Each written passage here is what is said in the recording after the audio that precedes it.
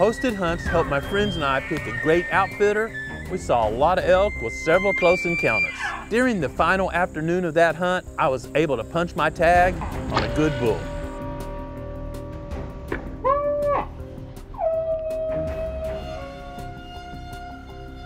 After chasing elk in New Mexico, the Growing Deer team returned to the proving grounds. We've already enjoyed some great hunts. Growing Deer is brought to you by Bass Pro Shops, also by Reconics, Trophy Rock, Eagle Seed, Nikon, Winchester, Lacrosse Footwear, Blood Sport Arrows, Flatwood Natives, Morel Targets, Caldwell Shooting Supplies, Hooks Custom Calls, Montana Decoy, Summit Tree Stands, Drake Non-Typical Clothing, House Lubricator, Genesis No-Till Drill, Yamaha, Fourth Arrow, Scent Crusher, iScope, Bone View, Mossy Oak Properties of the Heartland, Code Blue, Decode, G5 Broadheads, Prime Bows, and Redneck Hunting Blinds.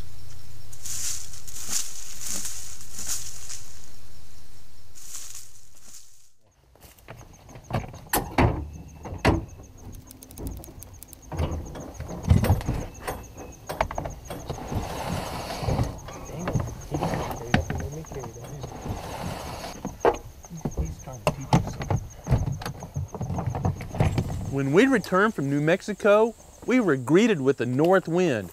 We rarely get a north wind during the early season, so Tyler and I went to a stand near a plot we call Boom Back and set up for an afternoon hunt. Boom Back is a long ridge that has several 1 and 2 acre food plots planted with the buffalo blend. And with the north wind, we're able to kind of thread the needle, if you will, slide along the south side and get into the stand without alerting deer on the northern side of the ridge. Anytime the temperatures are warmer than normal, deer often bed on north-facing slopes. This allows them to stay a bit cooler and more comfortable throughout the day. Tyler and I got settled into the summits and waited to see what would appear.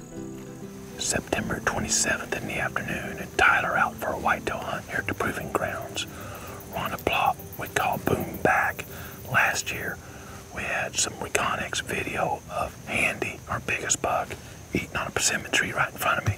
Now I tagged Andy later, so he won't be here, and the persimmons aren't quite dropping yet, but we're in a wicked drought, so any food source is attracting deer. They've ate some of this food plot down pretty hard, but there's still some green out here, so we've got some red oaks dropping right here next to the plot, a little bit of green, and maybe 1 or 2 of the early persimmons dropping. We're on food, we're up early. Should be a good afternoon. A short while later, the first deer appeared.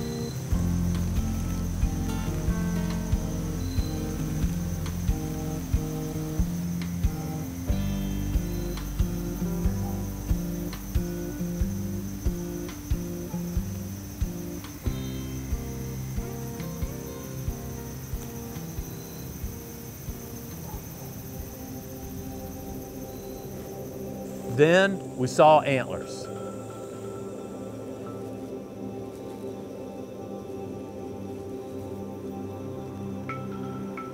you recognize him?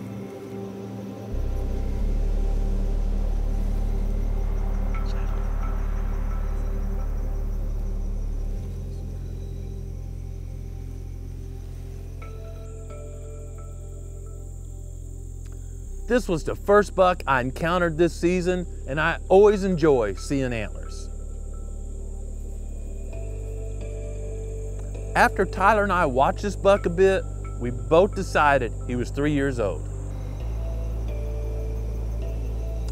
I enjoy seeing and tagging mature whitetail bucks. You've seen us tag a lot of mature bucks here at the proving grounds, many of which are larger than average for the Ozark Mountains. We've had these great opportunities because we've worked hard to improve the habitat, and we've really worked hard to have good trigger finger management. Through years of research and observation, I've noticed that in timber habitat, where most of the area is not row crops, bucks often express most of their antler potential by the time they're 4 years old. This is not true in areas where most of the land is used for crop production.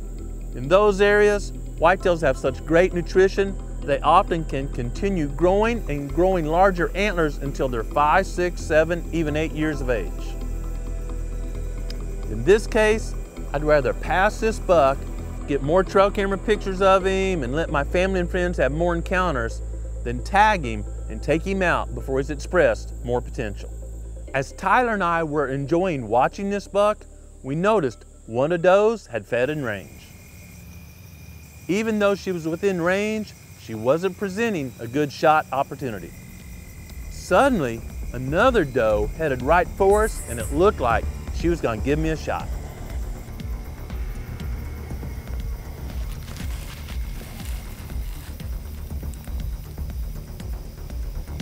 My shot was a little high, but she went down within just a few yards, and I knew I had fresh venison for the family. We eat a lot of venison in our family, so that's a great thing. And we're in a severe drought. We're a little short on food, so we need to remove several does this year. Daniel took one earlier, and that's number 2 for the year. I'm locked and loaded. Might get another one. Tyler and I were enjoying that moment when another doe come running toward our stand.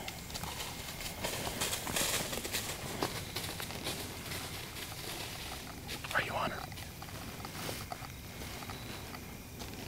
She was very alert, and as she cautiously milled around the bottom of our stand, Tyler finally gave me the green light.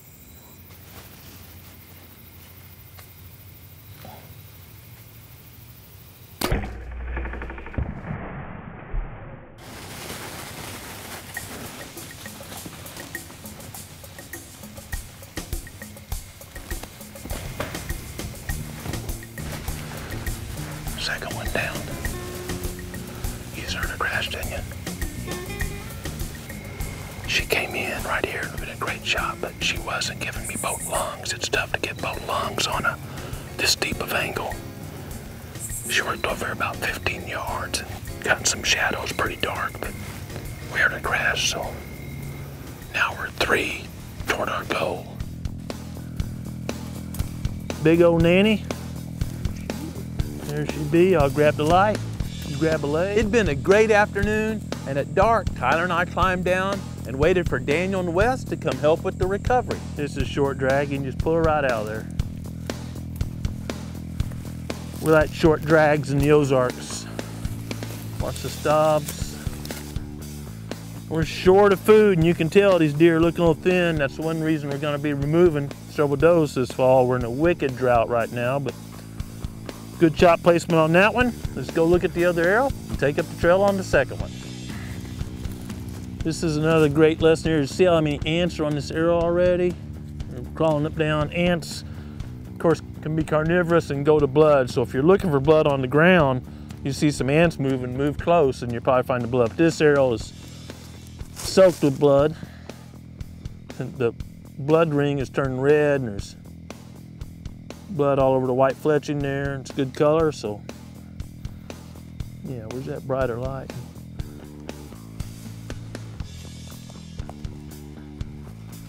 No dead meat working there. All right, number 2. We gotta be serious, boys. Too many ribs showing here. We gotta be serious about getting some does off here. We need to range something fierce.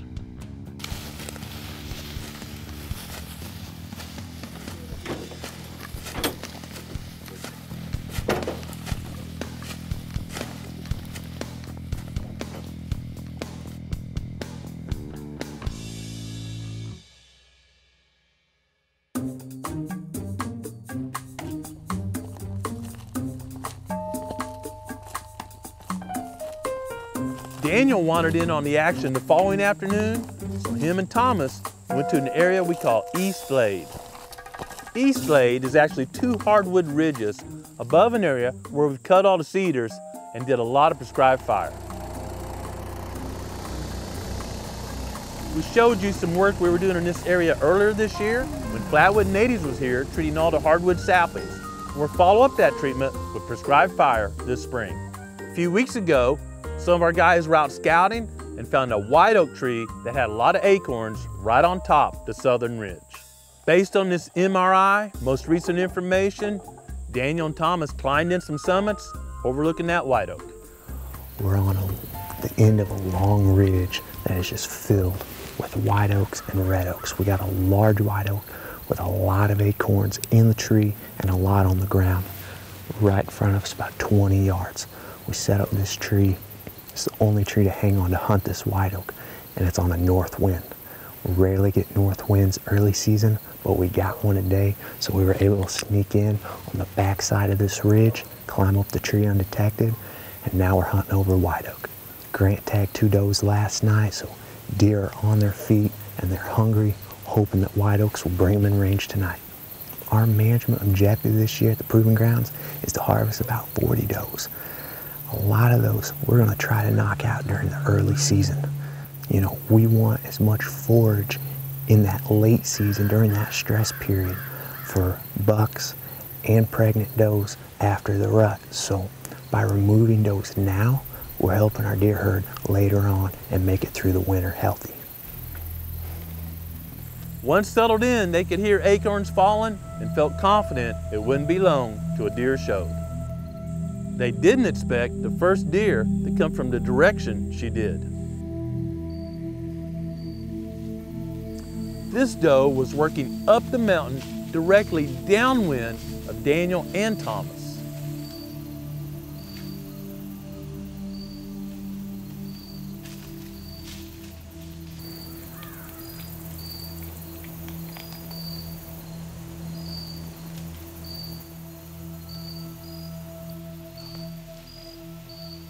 Suddenly she turned and started working away from their set.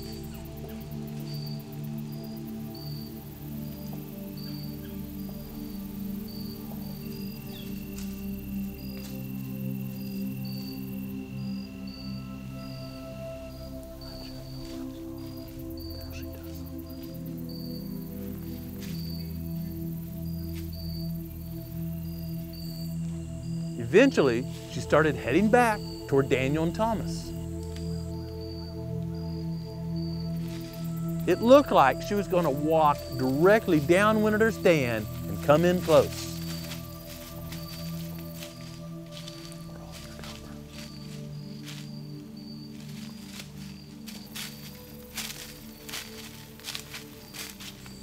In fact, she came within 7 yards of their stand.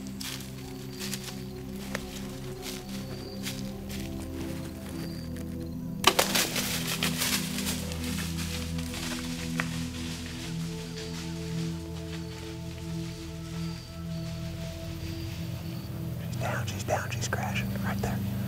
She's rolling, she's probably rolling down the hill. You want to talk about on the edge of your seat? That doe was downwind of us the entire time. Man, and she was a mature doe. It wasn't like a yearling doe, that was a mature doe downwind of us.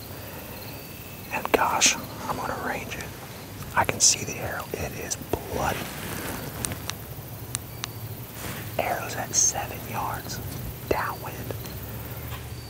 That's why we go to so much trouble to think about scent control. You know, how we wash our clothes, we store our clothes. It's scent control, entering, exiting, not alerting deer. Wow, that deer came in downwind. It's really hard. We can't pattern deer here in the Ozarks when there's acorns everywhere. We just say, we're on a ridge with acorns. There's gonna be deer, but you never know where they're gonna come out. Moments after Daniel shot the first doe, Thomas spotted another doe following the same path. Same place as that other doe was.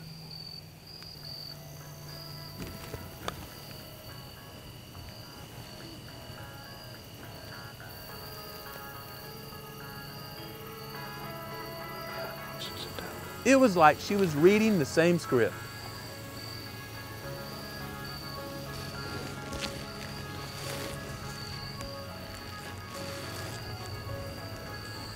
This doe crunched on some acorns and ended up walking right to the exact same spot where Daniel shot the first doe.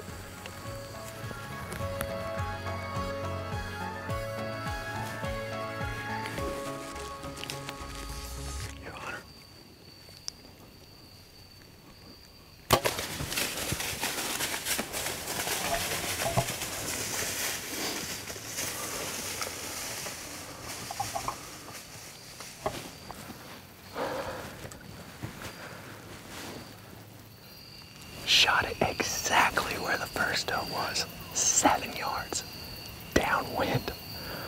I think we made the right choice, Thomas, where to hunt tonight. 2 arrows, you can see them, there's 2 arrows there. 2 does taken at 7 yards within minutes of each other, both downwind. I think it did go through that shoulder. The dead meat zipped through the first doe and left a great blood trail. Unfortunately, it was down a steep mountain.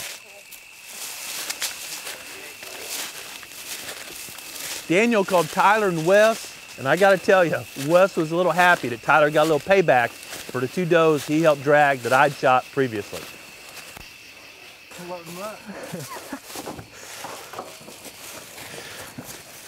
You ready? Yes, sir.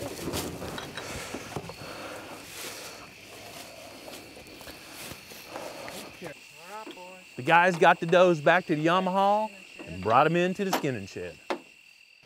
2 more? Yeah. 35 left to go? Yeah. Still got a lot to go. But definitely we're in all those acorns. Yeah. They were head down just chomping. Yeah, we gotta be hunting acorns right now. Find them and hang. And they didn't see anything in crabapple. There was nothing crabapple when we came through. I think they're all on acorns. Find acorns, hang and hunt. That's our strategy for a little bit. Yeah. The white thing here is a lymphatic system. If you eat the whole ham, you're eating that. And if this deer, I don't think it did, but if it had any infection, it's gonna collect in a lymphatic system. Why would you want to feed that to your family? And I'm freeing up from the pelvic girdle. The pelvic girdle makes a little jog right here. Oh my gosh. That and a couple scrambled eggs, you could climb Mount Everest. Ooh, it's good. And now, the rest of this is another big old roast.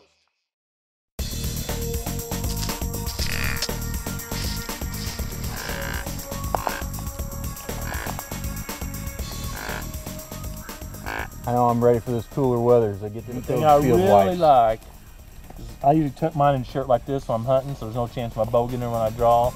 And I love this small end of the barrel, so I without looking, you know, I may see a deer out there or something, and without looking, I got this just right. I never have to look. Yeah. I love that. Hey, it's October 1st. I'm out in the woods with my good friend James Harrison.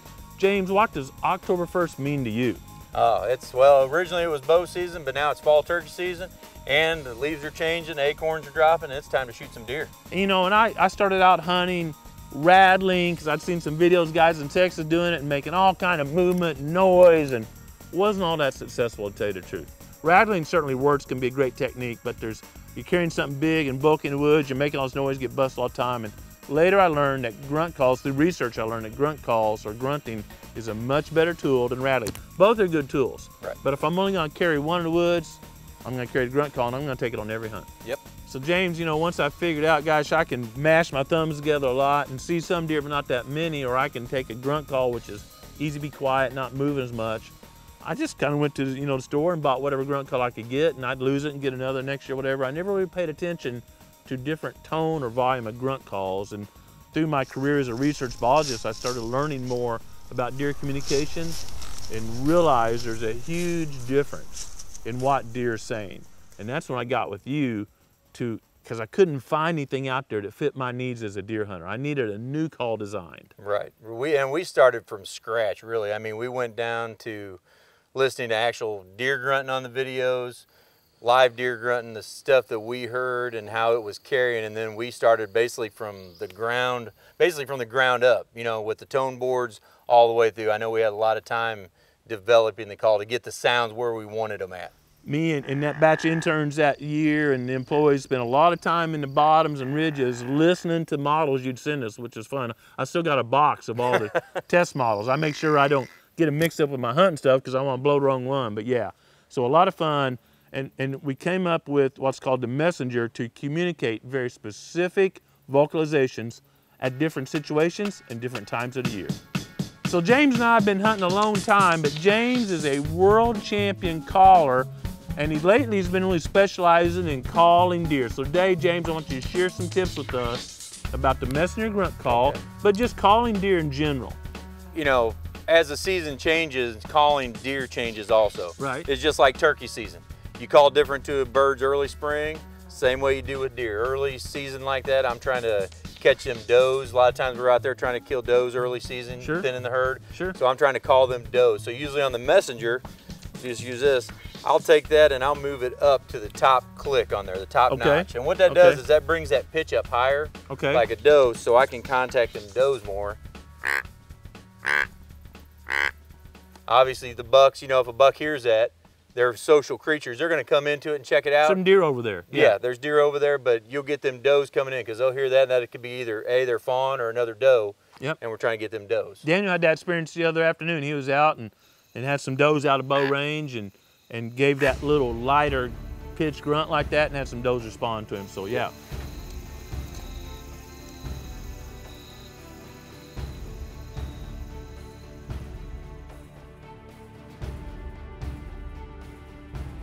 Then as pre-rut gets in, I'll switch it down. I usually go with the middle setting on it. Okay. And that's kind of like a 2.5-year-old deer right there. Give you a little bit of sound here.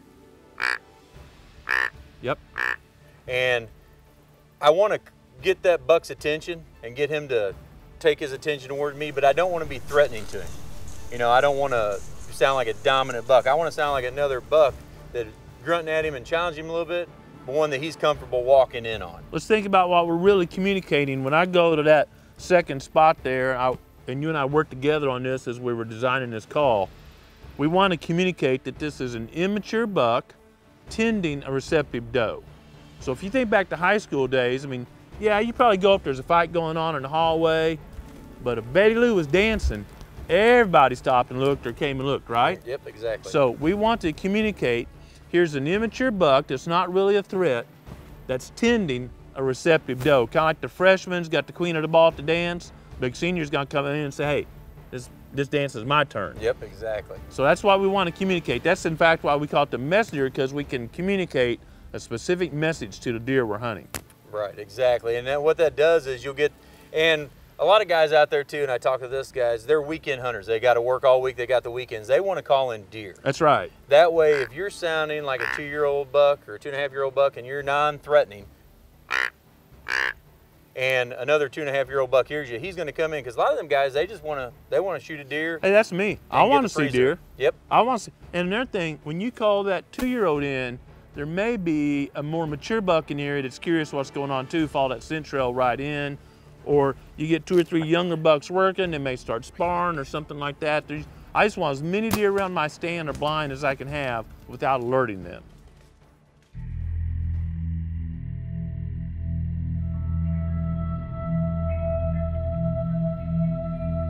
James, let's advance a couple weeks. Wherever we are in America now, let's say we've advanced, or now we're in heavy pre-rut rut. There's some actual breeding going on, there's chasing going on. What's your strategy? Strategy there is, and you can leave it on that second setting and just call them deer into you, but if I got a shooter buck out there, a hitless buck that I'm wanting to get after, I'll drop it down to that third setting, which is the closest to the end, and that's gonna deepen that tone. And what I'm wanting to do is, I wanna challenge that buck, but I don't wanna be over aggressive to him.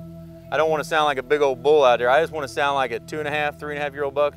Still don't have all my Wheaties yet, but I want to challenge him to get to that. And you've doe. definitely tended a doe here. You got that tending grunt going on. Right, yep.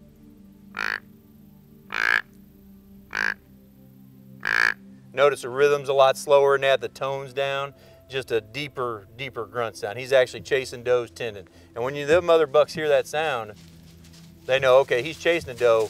He's not the dominant buck, he's chasing the doe, and they're gonna come in and check it out. At minimum, they're coming in to scent trail that receptive doe or check it out. Yep. If they're not coming in to challenge, they're coming in because the most attractive thing in the woods at that time, that's why we're communicating, is right here by where we're hunting, that receptive doe. So I'm not blowing out early season, and I'm not just blind, I don't blind call with that. I'm going to use that when I see the hit lister cruising by at 150 yards or something like that, or I've got young bucks in the area or whatever, I'm gonna get a little more aggressive at that stage of the rut when deer are more aggressive. Right, as the deer get aggressive and you start seeing them bucks cruising a lot, you can get more aggressive with your calling because they're focusing on those does and they're challenging at that stage. They wanna get in there and get that doe, so they're gonna show their dominance, they're gonna bristle up. That's where that one really works good. Now here's a tip, a strategy that I gotta tell you, James came up with that's even more refined than what I was using.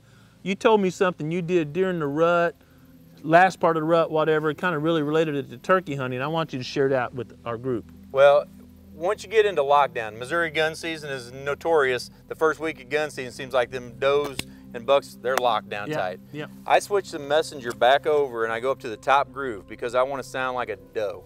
And the reason that is, the bucks, they've done sparred, they've got their dominance, they know where they're at. They don't want to challenge, they don't want another challenge. So if I see an old buck coming through there, I want to sound like that receptive doe. And if a buck's cruising and he hears that sound, he's not threatened by it. He's coming right in. He's coming right in. Because a lot of times you'll have bucks, and I did this last year when I was bow hunting. It was locked down, I had a little buck coming through. I grunted at him once on the third setting, and man, he just bristled up. And he walked on past, and I hit him with that doe bleat on this, and he turned around and come right back into me. And because he wasn't threatened then. He knew By now, they've most likely been whipped 2 or 3 times. Yep. They've had enough of that nonsense, but they're still really interested in a receptive doe. Well, James, we're in a wicked drought here in the Ozarks. You can see how brown and dry it is, and food sources are pretty limited, so I can get in deer, but I need them in bow range. Big difference between being in deer in general. I'm in the same 30-acre block that deer are using and having them 20, 30 yards from my stand or blind. Right. Well, one of the things, you know, with the messenger, when we designed and worked on this, we made it too, and we talked about when we was done, you can get this call soft. You know, I think that's one of the points, a lot of the stuff, you know, you don't want to, deer have great hearing, and you can blow a deer out, just like you can a turkey out. So if you got that call and you can get on them same deer and not spook them because it's a natural sound they're hearing, and it's something they're hearing in the woods, and pull them deer into you. Yep. From there. Yep. You know, a lot of marketing advertisements all about being the biggest bull in the woods and the super challenge, and that's great if you only want to take home a, you know, 5, 6, 7-year-old buck, and that's just not me. I need to fill that freezer up with tenderloin from Miss Tracy. I love shooting my bow, and I love seeing deer. So I want to be able to communicate with every member of the deer herd. I always enjoy visiting with James and learning from him. We'll both be carrying a messenger grunt call throughout the season and sharing our techniques and results. If you'd like more detailed information about our calling techniques, we recently did a Facebook Live with James. We have a copy of that video at GrowingDeer.tv under the Clips tab. If you'd like to follow our hunting adventures or learn more about our habitat management techniques, simply subscribe to our YouTube channel. We still need to harvest a bunch of does and start chasing our hit list bucks. To stay tuned to the techniques and strategies we'll be using, follow us on Facebook, Instagram, and Twitter, and we'll be giving almost day-by-day accounts of our strategies. Leaves are starting to fall, and it's a fabulous time of year, but every day is a great day to get outside and enjoy creation, but more importantly, slow down, be quiet, and listen to what the Creator is saying to you. Thanks for watching Growing Deer.